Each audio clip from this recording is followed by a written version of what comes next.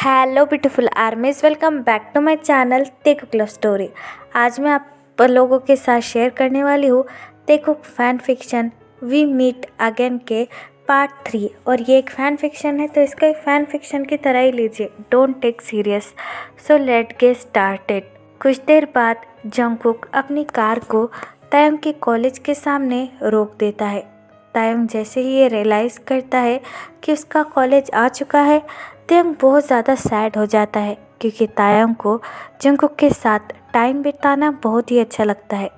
तायंग अपना बैग ले लेता है और जंगकुक की तरफ देखकर कहता है, उफ़, ये कॉलेज हर रोज़ आखिरकार इतने जल्दी क्यों आ जाता है। मुझे तुमसे बात करने का मौका ही नहीं मिलता। तायंग की ये बात सुनकर जंगकुक तायंग को हमेशा की तरह कोई भी रिएक्शन नहीं देता और खुद कार से नीचे उतर जाता है। तायंग बस जंगकुक की तरफ देखकर कहता है, मैं हर रोज़ इससे इतनी सारी बातें करता हूँ, इसके लिए इतना सब कुछ करता हूँ, लेकिन ये जो है वो मेरी तरफ एक नज़र उठा कर भी नहीं देखता। कितना ज़्यादा कोल्ड है।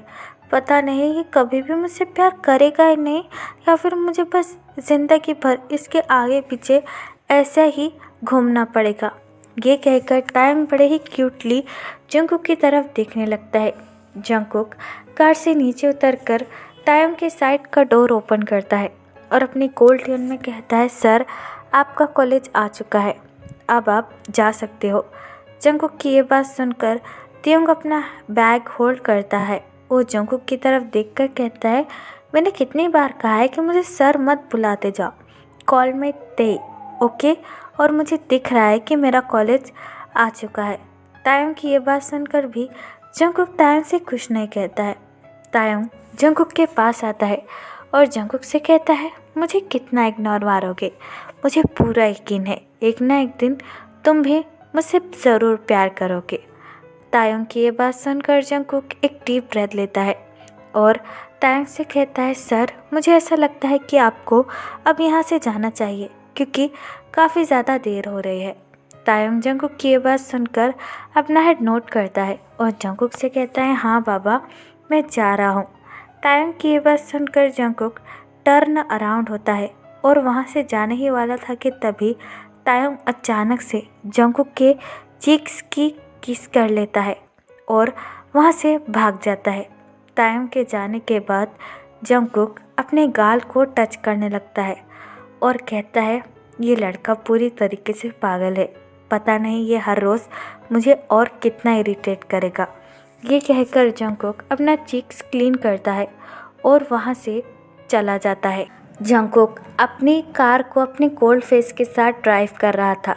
तभी जंगकुक के फ़ोन पर किसी का कॉल आता है। कॉलर आईडी देखकर जंगकुक इमीडिएटली कॉल को रिसीव करता है और अपनी कोल्ड ट्यून में कहता है, बोलो बोगम।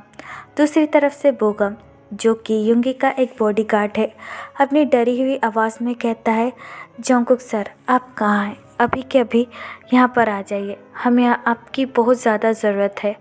किंग गुस्से में पूरी तरीके से पागल हो चुके हैं और हम में से इसमें इतनी हिम्मत किसी भी में नहीं है जो किंग को हैंडल कर सकते हैं, ये बस आप ही कर सकते हैं। बोगम की ये बात सुनकर जंगकुक बहुत ज़्यादा कंफ्यूज हो जाता है और अपनी कार को स्टॉप कर कहता है, व्हाट आर यू सेइंग? अभी तुम लोग कहाँ हो? हाँ, और किंग कैसे है? बोगम डरते हुए जंगकुक से कहता है, अभी हम क्लब में हैं और किंग इस वक्त बहुत ज़्यादा गुस्सा है, हमें तो ऐसा लग रहा है कि वो हम सबको बस मार ही डालेंगे। बोगम की ये बात सुनकर जंगकुक बहुत ज़्यादा शॉक हो जाता है और कहता है, व्हाट, तुम सारे लोग अभी के अभी क्लब में हो और क्या कर रहे हो? मुझे समझ में नहीं आ रहा। और किंग आखिरकार इतने गुस्से में क्यों है? बोगम जंगकुक की ये बात सुनकर अपनी डरी हुई आवाज़ में कहता है, वो बार बार किसी लड़की की बात कर रहे हैं और उसी लड़के के लिए पागल हो रहे हैं। हमें समझ में नहीं आ रहा कि आखिरकार उनके साथ क्या हुआ है। आप प्लीज़ यहाँ पर जल्दी आ जाइए। बोगम की ये बात सुनकर जंगकुक और भी ज़्यादा कंफ्यूज हो जाता है और बोगम से कहता है, क्या लड़का, तुम क्या कह रहे हो? और तुम किंग को लेकर अभी तक घर क्यों नहीं पहुँचे? बोगम डरते हुए जंगकुक से कहता है, सर, हमें कुछ भी नहीं पता, मैं आपसे रिक्वेस्ट करता हूँ कि प्लीज़ यहाँ पर जल्दी आ जाइए। वरना किंग सब कुछ डिस्ट्रॉय कर देंगे। बोगम की ये बात सुनकर जंगकुक अपना हेड नोट करता है और बोगम से कहता है, ठीक है, तुम किंग को हैंडल करने की कोशिश करो, मैं अभी आ रहा हूँ। ये कहकर जंगकुक फ़ोन काट देता है और कहता है, ये मेरी गलती थी, मुझे किंग को उनके हवाले करना ही नहीं चाहिए था, मुझे खुद उनके साथ रहना चाहिए था। ये कहकर जंगकुक अपनी गाड़ी को टर्न अराउंड करता है और युंगी की लोकेशन की तरफ यानी क्लब की तरफ जाने लगता है। दूसरी तरफ बोगम बहुत ज़्यादा डर के साथ युंगी के पास आता है। युंगी बहुत ज़्यादा गुस्से में था और सारे क्लब को डिस्ट्रॉय कर रहा था। बोगम युंगी के पास आता है और अपनी लड़खड़ाती हुई आवाज़ में कहता है कि किंग, आप शांत हो जाइए, जियोन सर आ रहे हैं, वो कुछ देर में यहाँ पर आ जाएंगे। बोगम की ये बात सुनकर युंगी टर्न अराउंड होता है और अपनी डार्क वॉइस के साथ बोगम से कहता है, क्या जंगकुक यहाँ पर आ रहा है? क्या तुमने उसे कॉल किया था?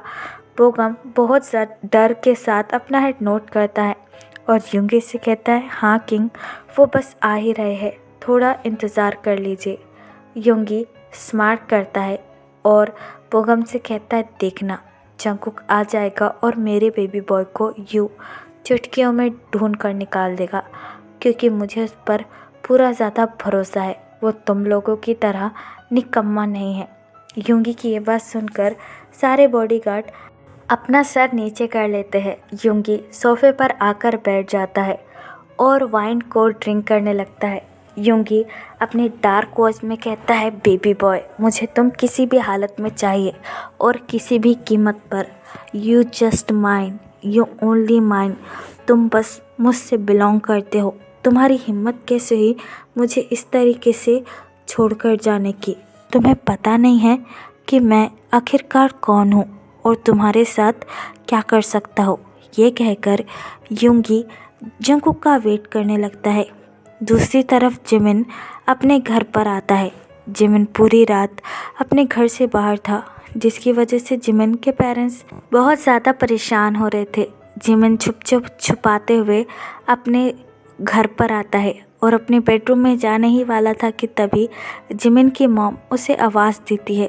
अपने मॉम की वॉइस सुनकर जिमिन बहुत ज़्यादा घबरा जाता है और टर्न अराउंड होकर अपने मॉम की तरफ देखने लगता है। मिसेस पार्क जिमिन के पास आती है और जिमिन से कहती है, जिमिना, तुम पूरी रात कहाँ थे?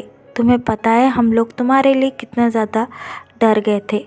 अपने मॉम की ये बात सुनकर जिमिन बहुत ज़्यादा स्वेटिंग करने लगता है और डरते हुए कहता है, वो मॉम, मैं कल रात को लीसा के घर चला गया था और वहीं सो गया था। आपको मेरी वजह से परेशानी हुई, उसके लिए मैं आपसे माफ़ी मांगता हूँ। जिमिन की ये बात सुनकर मिस्टर पार्क एक डीप ब्रेथ लेती है और जिमिन से कहती है, बेटा, अगर तुम लीसा के घर थे तो हमें बताना चाहिए था ना। तुम्हें पता है हम कितने ज़्यादा परेशान हो गए थे। मिसेस पार्क की ये बात सुनकर जिमिन उनकी तरफ देखकर कहता है, सॉरी अम्मा, दरअसल मेरे फ़ोन की बैटरी लो हो गई थी, इसलिए मैं आप लोगों से बात नहीं कर पाया, मुझे इसके लिए माफ़ कर दीजिए। जिमिन की ये बात सुनकर मिसेस पार्क स्माइल करती है और जिमिन से कहती है, कोई बात नहीं, लेकिन आगे से हमें बता देना। जाओ, जाकर आराम करो, तुम थके हुए लग रहे हो। मिसेस पार्क की ये बात सुनकर जिमिन अपना हेड नोट करता है और वहाँ से जाने लगता है। लेकिन जिमिन काफ़ी ज़्यादा लड़खड़ाते हुए चल रहा था और जिमिन को चलने में बहुत ज़्यादा प्रॉब्लम हो रही थी, जिसे देखकर मिसेस पार्क बहुत ज़्यादा कंफ्यूज हो जाती है और जिमिन की तरफ देखकर कहती है, जिमिन, क्या हुआ? क्या तुम्हें चोट लगी है? तुम इस तरीके से क्यों चल रहे हो? मिसेस पार्क की ये बात सुनकर जिमिन के कदम रुक जाते हैं और जिमिन बिना टर्न अराउंड हुए उनकी तरफ देखकर कहता है, नहीं अम्मा, मैं बस बाथरूम में गिर गया था, जिसकी वजह से मुझे चलने में प्रॉब्लम हो रही है। मिसेस पार्क जिमिन की ये बात सुनकर अपना हेड नोट करती है और जिमिन से कहती है, ठीक है, अपना ख्याल रखना, अब यहाँ से जाओ। मिसेस पार्क की ये बात सुनकर जिमिन अपना हेड नोट करता है और अपने बेडरूम में चला जाता है। तो फिर चलिए गाइस, इस पार्ट को मैं यहाँ ख़त्म करती हूँ। आपको ये पार्ट कैसा लगा प्लीज़ मुझे कमेंट में बताना और प्लीज़ चैनल को भी सब्सक्राइब कर देना और अगर आप भी मेरे साथ ऑनलाइन बिजनेस करना चाहते हो तो आप मुझे कमेंट बॉक्स या फिर मेरे इंस्टाग्राम आईडी जो कि देखो क्लब स्टोरी, वहाँ पर बता सकते हो। तो फिर चलिए guys, bye, I love you, take care, bye, apple you.